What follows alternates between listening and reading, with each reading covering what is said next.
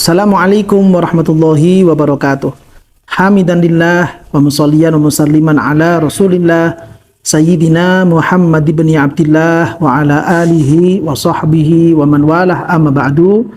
Para teman-teman, para pengikut dan para pecinta channel YouTube MZT Malang Raya, alhamdulillah kita bisa melanjutkan sesi kajian kita pada video kali ini, yang mana pembahasan kita pada kesempatan kali ini kita melanjutkan sekelumit tentang kisah para ulama, yang mana beliau-beliau merupakan ulama-ulama yang memiliki andil besar di dalam keberlangsungan syariat Allah Subhanahu wa taala, keberlangsungan ilmu Gusti Kanjeng Nabi Muhammad sallallahu alaihi wasallam, terutama di dalam lingkup mazhab Al-Imam Syafi'i.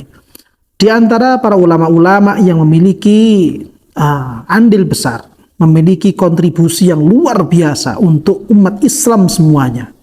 Dan nama beliau juga sering kita dengar, nama beliau sering disebut-sebut oleh para ulama-ulama di sekeliling kita, terutama ulama-ulama dari kalangan mazhab Al-Imam Syafi'i dan juga para teman-teman dan para senior dari kalangan para santri, yaitu Al-Imam Ibnu Asakir. Kita sebagai orang-orang santri atau kita sebagai umat Islam sering mendengar nama dari seorang ulama yang bernama Al-Imam Ibnu Asakir. Kira-kira siapakah beliau ini yang sering disebut-sebut namanya? Yaitu Al-Imam Ibnu Asakir. Diriwayatkan oleh Al-Imam Ibnu Asakir, disebutkan oleh Imam Ibnu Asakir, menurut pendapatnya Al-Imam Ibnu Asakir. Kira-kira siapakah Al-Imam Ibnu Asakir yang sering disebut-sebut namanya itu? Sebelum lebih lanjut kita membahas tentang Al-Imam Ibnu Asakir, kita perlu mengenal terlebih dahulu bahwa di dalam kitab-kitab sejarah para ulama, setidaknya kita akan menemukan 6 ulama yang mereka itu memiliki nama atau memiliki panggilan sebagai Al-Imam Ibnu Asakir. Hanya saja nanti dari ke-6 ulama ini akan dibedakan dari sisi kunyahnya, yaitu julukan di depan atau di awal namanya itu yang berbeda-beda, walaupun nanti di akhirnya beliau-beliau semuanya memiliki julukan yang sama, yaitu Ibnu Asakir. Dan ternyata jumlahnya ada 6 ulama yang beliau-beliau semuanya adalah mendapatkan nama Ibnu Asakir, dan ke-6-6-nya juga memiliki dedikasi dan juga andil yang luar biasa di dalam keilmuan untuk umat Gusti Kanjeng Nabi Muhammad sallallahu alaihi wasallam. Secara ringkasnya, dulu itu ada seorang ulama dari kalangan Ibnu Asakir yang bernama Al-Imam Hasan. Setidaknya Al-Imam Hasan Ibnu Asakir ini memiliki 3 putra laki-laki, yang mana dari 3 putra beliau, 2 anak Al-Imam Hasan ini menjadi ulama besar, dan karya-karya tulisnya pun juga dibaca dan lestari sampai hari ini. 1 di antaranya beliau tidak terkenal, bahkan ada yang menyatakan beliau menjadi orang biasa. Namun dari yang ketiga ini kemudian dari putra-putra beliau muncul ulama-ulama yang besar.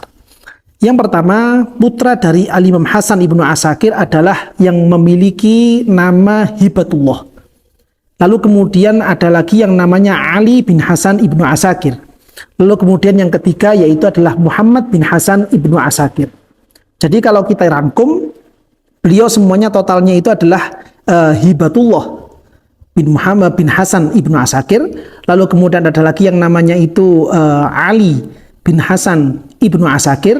Lalu kemudian yang ketiga adalah Muhammad bin Hasan Ibnu Asakir. Dari ketiga putra dari Al-Imam Hasan Ibnu Asakir, 2 diantaranya menjadi ulama besar, yaitu yang pertama Al-Hafidh Hibatullah bin Hasan Ibnu Asakir.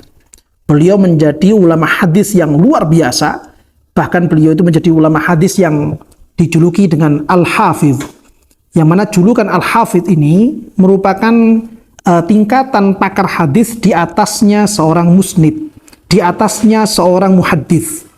Beliau seorang Al-Hafidh Hibatullah bin Hasan Ibnu Asakir. Lalu kemudian beliau ini punya saudara kandung yang memiliki nama Abul Qasim Ali bin Hasan Ibnu Asakir. Dan Imam Ali bin Asakir ini juga menjadi seorang al-hafiz. Bahkan kitab beliau yang terkenal di Indonesia yang juga banyak dimiliki oleh ulama-ulama di Indonesia adalah Tarikhud Dimashq. Tarikh atau sejarah tentang kota Damaskus. Itu Tarikhud Dimashq ini merupakan karya tulis yang pernah muncul dari tangannya Syekh Al-Imam Ali bin Hasan Ibnu Asakir. Lalu kemudian beliau berdua ini juga punya saudara kandung yang bernama Muhammad. Namun Muhammad ini menjadi orang biasa, tidak setenar, tidak menjadi ulama besar sebagaimana dua saudara sebelumnya. Namun dari saudara yang ketiga ini yang bernama Muhammad ini muncul dua putra beliau, yang kemudian dua putra beliau ini menjadi ulama besar yang juga kebetulan nama beliau terkenal dengan sebutan Ibnu Asakir. Yang mana kedua putra beliau itu yang pertama bernama Abdurrahman, artinya Abdurrahman bin Muhammad bin Hasan Ibnu Asakir. Lalu satunya lagi yang saudaranya Abdurrahman yaitu adalah Al-Imam Abdullah bin Muhammad bin Hasan Ibnu Asakir. Sehingga kalau kita total semuanya, ya setidaknya ada 4 ulama besar yang beliau semuanya ini memiliki panggilan dengan nama Ibnu Asakir. Dari keempat ulama yang kemudian memiliki nama Ibnu Asakir, yang terkenal dengan sebutan Ibnu Asakir, kita akan fokus kepada ulama yang bernama Abdurrahman bin Muhammad bin Hasan Ibnu Asakir, yang beliau juga mendapatkan kunyah atau mendapatkan julukan nama di depan, yaitu Al-Imam Abu Mansur Fakhruddin Abdurrahman bin Muhammad bin Hasan Ibnu Asakir. Beliaulah kemudian yang terkenal, bahkan beliau bukan cuman ahli di dalam ilmu hadis, beliau juga ahli di dalam ilmu fikih. Hanya saja kemudian para ulama seperti yang disampaikan oleh Al-Imam Al-Isnawi dalam Tawaqatus Syafi'iyah beliau memiliki beberapa karya-karya kitab fikih, walaupun kemudian kitab-kitab fikih beliau yang mujalladat memiliki jilid-jilid yang besar sekali, itu lam yashtahir, tidak dikenal oleh masyarakat. Justru kitab-kitab hadis beliau, riwayat-riwayat beliau yang kemudian banyak tersebar kemana-mana, dan itu kemudian dikenal oleh masyarakat muslim hingga pada hari sekarang dari ilmu hadisnya. Namun dalam ilmu fikih, beliau dalam kitab-kitabnya tidak menjadi dikenal oleh masyarakat luas. Hanya saja kemudian Allah Subhanahu wa Ta'ala seakan-akan menggantikan ketenaran atau kemanfaatan kitab-kitab beliau dengan muridnya, yang mana murid dari Al-Imam Fakhruddin Abdurrahman bin Muhammad bin Hasan Ibnu Asakir ini salah satu ulama yang namanya tidak asing di telinga kita, yaitu Sayyidina Al-Imam Izzuddin bin Abdissalam, yang mana Al-Imam Izzuddin bin Abdissalam beliau pernah belajar kepada ratusan ulama di masa beliau. Namun dari sekian banyak guru-guru beliau, Al-Imam Izzuddin bin Abdissalam ini paling lama bermulazamah, paling lama berkumpul, yaitu dengan guru beliau yang bernama Al-Imam Ibnu Asakir ini. Sebagaimana pada video yang sebelumnya bahwa Al-Imam Izzuddin bin Abdissalam ini juga murid dari Al-Imam Al-Amidi. Tapi kalau dibandingkan bermulazamahnya Al-Imam Izzuddin bin Abdissalam itu jauh lebih lama kepada Al-Imam Abu Mansur Fakhruddin Abdurrahman bin Muhammad bin Hasan Ibnu Asakir. Nah, beliaulah yang kemudian pada kesempatan kali ini yang akan kita bahas dan juga akan kita baca seperti apa biografi beliau. Namun sebagai tambahan pengetahuan, ya dari semua nama-nama Al-Imam Ibnu Asakir, yang pertama yaitu adalah Al-Imam Hibatullah bin Hasan Ibnu Asakir. Beliau lahir pada tahun 488 Hijriah dan wafat pada tahun 563 Hijriah. Ini Al-Imam Hibatullah bin Hasan Ibnu Asakir. Sehingga kalau dihitung Al-Imam Hibatullah bin Hasan Ibnu Asakir ini beliau memiliki usia 75 tahun. Lalu kemudian Al-Imam Hibatullah bin Hasan Ibnu Asakir memiliki saudara yang bernama Al-Imam Ali bin Hasan Ibnu Asakir. Beliau terlahir pada tahun 499 Hijriah dan beliau wafat pada tahun 571 Hijriah. Sehingga kalau dihitung usia beliau, Al-Imam Ali bin Hasan Ibnu Asakir adalah 72 tahun. Lalu kemudian salah satu saudara dari Imam Fakhruddin Ibnu Asakir Beliau memiliki nama Abdullah bin Muhammad bin Hasan ibnu Asakir. Beliau tidak diketahui lahir pada tahun yang keberapa, namun kemudian beliau ini wafat pada tahun 591 Hijriah. Dan kemudian ada lagi seorang ulama yang namanya Abu Muhammad ibnu Asakir yang namanya Al-Qasim, dan beliau lahir pada tahun 527 Hijriah dan wafat pada tahun 600 Hijriah, sehingga beliau berusia 73 tahun. Dan kita fokus pada ulama yang akan kita bahas ini, yaitu adalah Al-Imam Fakhruddin Ibnu Asakir yang memiliki kunyah Abu Mansur Abdurrahman bin Muhammad bin Hasan Ibnu Asakir. Beliau terlahir pada tahun 555 Hijriah dan beliau wafat pada tahun 620 Hijriah. Sehingga kalau dihitung usia beliau adalah 75 tahun. Sebagaimana tadi yang sudah kita singgung bersama, dan itu adalah dari keterangan Al-Imam Al-Isnawi di dalam kitab Tabaqatus Syafi'iyah. Sonnafa fil fiqhi tasonifa. Beliau Al-Imam Fakhruddin Ibnu Asakir ini menulis beberapa kitab di dalam ilmu fikih, akan tapi lam yastahir. Kitab itu tidak terkenal. Fa'arada alaihi mu'dhamul qadha bi Dimashq famtana'ah. Waktu itu beliau sampai ditawari untuk menjadi seorang qadhi di daerah Damaskus, namun kemudian beliau itu enggan untuk menerima tawaran qadhi tersebut dari pemerintah yang ada di hari-hari tersebut. Dan ini merupakan salah satu akhlak bagaimanakah ulama-ulama dulu itu sangat menjaga diri untuk tidak mudah menerima tawaran-tawaran jabatan, karena sebagai bentuk kewaraan beliau-beliau semuanya, bentuk kezuhudan beliau-beliau semuanya, yang mana akhlak yang seperti ini penting untuk kita perhatikan, penting untuk kita tiru sebagai uswah, sebagai kudwah, sebagai panutan kita semuanya mengarungi hari-hari yang seperti sekarang ini. Al-Imam Abdurrahman bin Muhammad Ibnu Asakir bin Hasan Ibnu Asakir ini, beliau dilahirkan di daerah Damaskus. Lalu kemudian beliau setelah belajar kepada orang tuanya, belajar kepada pamannya, terutama pamannya berdua yang kemudian menjadi al-hafidh tersebut itu, beliau setelah beberapa tahun belajar kepada keluarganya sendiri, beliau kemudian berpindah ke daerah Khurasan. Ketika beliau itu berada di daerah Khurasan, beliau belajar kepada ulama-ulama yang ada di daerah Khurasan tersebut, lalu kemudian beliau kembali ke daerah kampung halamannya yaitu di Damaskus untuk membantu mengajar. Namun kemudian beliau ketika tinggal di Damaskus membantu mengajar di tanah kelahiran beliau, tidak lama beliau tinggal di situ, beliau kemudian merantau lagi ke daerah Baghdad untuk melanjutkan mencari ilmu. Nah, ketika beliau itu berada di daerah Baghdad, inilah kemudian beliau berjumpa dengan Al-Imam Izzuddin bin Abdissalam. Lalu kemudian Al-Imam Izzuddin yang masih muda beliau waktu itu mengikuti kemana sajakah gurunya ini pergi dan belajar kepada beliau Al-Imam Ibnu Asakir ini. Dan ternyata Al-Imam Izzuddin bin Abdissalam ketika bermulazamah, mulai belajar kepada Al-Imam Fakhruddin Ibnu Asakir, itu ternyata berlangsung sangat lama sekali. Berlangsung puluhan tahun beliau mengikuti gurunya yang bernama Al-Imam Fakhruddin Ibnu Asakir. Sehingga banyak sekali pengetahuan-pengetahuan tentang usul fikih, pengetahuan-pengetahuan tentang fikih, pengetahuan-pengetahuan tentang tafsir, tentang hadis, tentang riwayat-riwayat hadis, tentang ilmu Arabiyah dan seterusnya didapatkan oleh beliau Al-Imam Izzuddin bin Abdissalam, hingga kemudian murid beliau ini mendapatkan julukan dengan Sultanul Ulama, rajanya para ulama.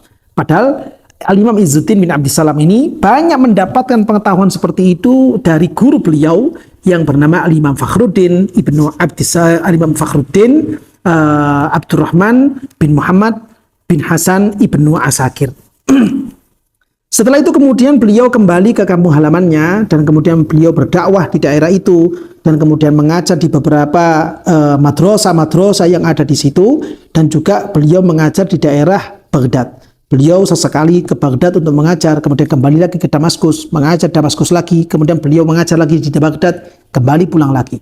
Sampai kemudian beliau itu dijadikan sebagai guru besar di sebuah madrasah yang bernama Madrasah Ghadrawiyah.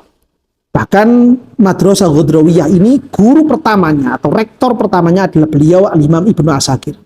Beliau juga dinobatkan sebagai seorang pengajar utama di sebuah madrasah besar, di sebuah jamiah di hari itu, yaitu Al-Jamiah An-Nuriyah. Dan juga ada madrasah di daerah Baghdad yang bernama Al-Jaruhiyah. Dan juga ada sebuah madrasah yang bernama As-Solahiyah yang berada di daerah Quds, di daerah Palestina. Al-Imam Ibnu Asakir menjadi pengajar di beberapa jamiah, di beberapa fakultas-fakultas dan juga sekolah-sekolah tinggi Islam di hari-hari tersebut. Beliau menjadi guru besar di sana, memiliki banyak murid di sana, berdakwah di sana, sampai kemudian ada sebuah kisah yang penting untuk kita perhatikan. Barangkali mungkin dari para pendengar dan juga para pengikut channel YouTube MZT Malang Raya pernah mendengarkan kisah tentang selisih paham antara Al-Imam Ibnu Asakir dengan Al-Imam Al-Maqdisi. Barangkali mungkin di antara antum semuanya pernah mendengarkan kisah tentang perbedaan pendapat itu. Bahkan dari saking tajamnya selisih pendapat antara Al-Imam Ibnu Asakir dan juga Al-Imam Al-Maqdisi, seorang ulama dari kalangan mazhab Hambali yang menulis kitab Al-Mughni. Dari saking tajamnya perbedaan pendapat itu sampai-sampai jika seandainya Al-Imam Ibnu Asakir ini berjumpa dengan Al-Imam Al-Maqdisi, lalu kemudian beliau itu mengucapkan salam kepada Al-Imam Al-Maqdisi. Al-Imam Al-Maqdisi ini, Ibnu Qudamah Al-Maqdisi ini sampai enggan untuk menjawab salam dari Al-Imam Ibnu Asakir. Saking tajamnya waktu itu selisih pendapat yang ada. Perlu diketahui bahwa kisah yang seperti ini sebenarnya adalah kisah yang dibuat-buat, sebagaimana hal itu disampaikan oleh Al-Imam Tajuddin As-Subki. Bahwa kisah itu sebenarnya dibuat-buat, diada-adakan saja, padahal antara beliau berdua ini sebenarnya tidak ada masalah, walaupun memang ada selisih paham karena memang beliau berdua berbeda madhab. Kalau Al-Imam Ibnu Asakir itu mengikuti pola fikir dan juga metode dari Al-Imam Abul Hasan Al-Asy'ari. Tapi kalau Al-Imam Ibnu Qudamah Al-Maqdisi, beliau lebih condong kepada pola pemikiran dari orang-orang Al-Athari, mazhab Al-Athari. Sehingga dalam masalah ini sebenarnya tidak ada selisih paham yang perlu dipertajam, namun kemudian ada oknum-oknum di bawah yang mempertajam dan memperuncing perbedaan antara kelompok Abul Hasan Al-Asy'ari dan juga mazhab Al-Athari. Sampai kemudian cerita itu muncul bahwa kalau seandainya Al-Imam Ibnu Asakir menguluk salam, menyampaikan salam kepada Al-Imam Ibnu Qudamah Al-Maqdisi, sampai-sampai Al-Imam Ibnu Qudamah enggan untuk menjawab salam beliau. Dan ini perlu kita waspadai, kisah-kisah yang seperti ini merupakan kisah-kisah yang bernuansa adu domba di antara para ulama-ulama kalangan Ahlus Sunnah wal Jamaah, yang tentunya kisah-kisah seperti ini adalah kisah-kisah yang muncul dari lisannya orang-orang yang tidak bisa dipertanggungjawabkan. Kita penting untuk mewaspadai hal-hal yang seperti itu. Sebuah karomah dari keistiqomahan dari Al-Imam Ibnu Asakir, dari keistiqomahan beliau itu menuntut ilmu, keistiqomahan beliau itu di dalam berdakwah, keistiqomahan beliau itu melakukan amar ma'ruf nahi mungkar, keistiqomahan beliau itu di dalam berzikir kepada Allah Subhanahu wa taala. Bahkan sampai dikisahkan bahwa Al-Imam Izzuddin bin Abdussalam ini mengkisahkan gurunya bahwa guru beliau Al-Imam Ibnu Asakir ini lisannya tidak pernah kering dari berzikir kepada Allah Subhanahu wa taala. Al-Imam Al-Isnawi juga mengkisahkan bahwa Al-Imam Ibnu Asakir ini dalam kesehariannya beliau rutin menghatamkan Quran setiap hari Jumat. Setidaknya beliau seminggu sekali khatam Al-Quran. Namun nanti ketika beliau itu masuk di bulan Ramadan, beliau akan menghatamkan Quran setiap harinya. Satu hari khatam Quran satu kali, satu hari khatam Quran satu kali.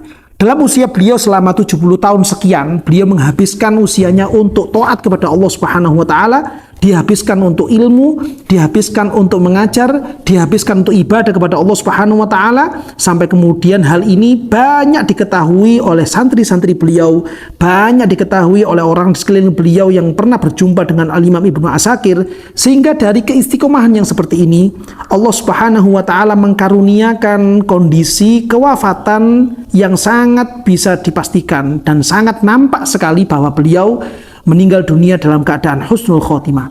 Sebagaimana hal ini dikisahkan oleh Al-Imam Tajuddin As-Subki di dalam kitab Tabaqatus Syafi'iyyatil Kubra, yaitu sebuah kisah yang bersumber dari seorang ulama yang bernama Al-Imam Abu Syamah. Qala Abu Syamah, Al-Imam Abu Syamah mengkisahkan, akhbaroni man hadara wafatahu. Al-Imam Abu Syamah mengatakan, beberapa orang yang waktu itu melihat secara langsung bagaimanakah Al-Imam Ibnu Asakir ini melewati masa-masa sakaratul maut. Annahu sholat zuhra. Waktu itu beliau melakukan sholat jamaah zuhur di Masjid Al-Umawi, sebuah masjid jamek yang ada di daerah Damaskus. Summa ja'ala yas'alu anil asri. Setelah beliau ini selesai rampung melakukan sholat zuhur, beliau kemudian bertanya kepada para santrinya, kapan waktunya asar? Faqila lahu, beberapa santri menjawab pertanyaan gurunya ini, lam yakrub waktuha. Waktunya masih belum dekat. Ini masih lama. Kita baru selesai melakukan sholat zuhur, wahai guru. Lalu kemudian Al-Imam Ibnu Asakir melakukan wudu. Fatawaddo'a. Kemudian beliau itu melakukan wudu. Setelah beliau wudu, kemudian beliau itu tasyahada. Tiba-tiba saja beliau itu duduk dan kemudian banyak-banyak membaca syahadat. Summa qala. Setelah beliau berkali-kali membaca syahadat, beliau kemudian mengatakan raditu billahi robba wa bil islami dina wa bi Muhammadin sallallahu alaihi wasallam nabiyya. Beliau mengucapkan seperti itu. Setelah beberapa kali beliau mengucapkan raditu billahi robba wa bil islami dina Muhammadin sallallahu alaihi wasallam nabiyyan wa rasula, beliau mengatakan laqanani Allahu hujjati. Allah Subhanahu wa taala sendiri yang telah mentalkin saya untuk mengucapkan kalimat-kalimat syahadat, mentalkin saya untuk mengucapkan kata-kata raditu billahi robba wa bil islami dina wa bi Muhammadin sallallahu alaihi wasallam nabiyya. Wa aqalani asrati. Allah Subhanahu wa taala telah mengurangi rasa sakit saya, rasa gundah gulana saya ketika saya sedang melewati masa-masa sakaratul maut ini. Wa rahima ghurbati. Allah taala insyaallah akan memberikan rahmat kepada saya ketika saya nanti berada dan masuk ke alam kubur. Summa qala. Kemudian berdiam. Lalu beliau itu kemudian mengatakan waalaikumsalam, waalaikumsalam. Ketika beliau mengatakan seperti ini, santri-santri beliau yang ada di sekeliling beliau baru mengetahui bahwa saat sekarang ini malaikat maut sedang mendatangi beliau. Fa'alimna annahu hadrathul malaikah. Kami baru tahu, kata santri-santrinya, bahwa beliau saat ini sedang didatangi oleh malaikat Israel, malaikat pencabut nyawa. Fanqalaba qafahu mayyita. Lalu kemudian setelah seperti itu kondisinya, beliau kemudian meninggal dunia. Ini merupakan sebuah karunia besar dari Allah Subhanahu wa taala untuk hamba-hambanya, yang mana hamba-hamba itu telah berhasil melewati masa-masa hidup di alam dunia ini dengan dipenuhi dengan ibadah kepada Allah Subhanahu wa taala, dipenuhi dengan ketaatan kepada Allah Subhanahu wa taala, sehingga kemudian Allah Subhanahu wa taala mengkaruniakan untuk mereka-mereka ini kondisi kematian yang sangat indah sekali. Kondisi kematian yang begitu kita idam-idamkan, kondisi kematian yang benar-benar kita impi-impikan. Semoga kita semuanya dikarunia oleh Allah Subhanahu wa taala kematian dalam keadaan husnul khotimah, sebagaimana apa yang pernah disampaikan oleh Gusti Kanjeng Nabi Muhammad sallallahu alaihi wasallam, matal mar'u ala ma 'asha alaih. Seseorang itu akan diambil nyawanya oleh Allah taala sesuai dengan kebiasaan dia hidup di alam dunia ini. Ketika dia itu membiasakan diri saat-saat hidup dengan ketaatan kepada Allah, maka insya Allah dia akan ditutup usianya dalam keadaan taat kepada Allah Subhanahu wa taala. Namun kalau misalkan di antara kita masih ada yang menghiasi kehidupan dunia ini, menghiasi waktu-waktunya, menghiasi hari-harinya dengan pelanggaran kepada Allah, kemaksiatan kepada Allah, maka kita khawatir nanti di hari akhir kita, nanti di penghujung usia kita, di penghujung hidup kita akan ditutup dalam keadaan su'ul khotimah. Tentunya ini tidak kita harapkan, tidak kita impikan. Kita senantiasa minta kepada Allah Subhanahu wa taala supaya kita semuanya ditutup dalam keadaan husnul khotimah. Sehingga kita perlu untuk waspada, kita perlu untuk mawas diri, kita perlu untuk introspeksi diri. Mari kita hiasi waktu-waktu kita hiasi hari-hari kita isi kehidupan kita dengan ketaatan kepada Allah Subhanahu wa taala, dengan melakukan banyak-banyak ibadah, banyak kita melakukan pendekatan diri kepada Allah dan juga pendekatan diri kepada Gusti Kanjeng Nabi Muhammad sallallahu alaihi wasallam. Inilah kiranya para pemirsa dan para pengikut channel YouTube MZT Malang Raya, mudah-mudahan kita semuanya, keluarga kita mendapatkan keberkahan dari ulama-ulama terlebih dahulu.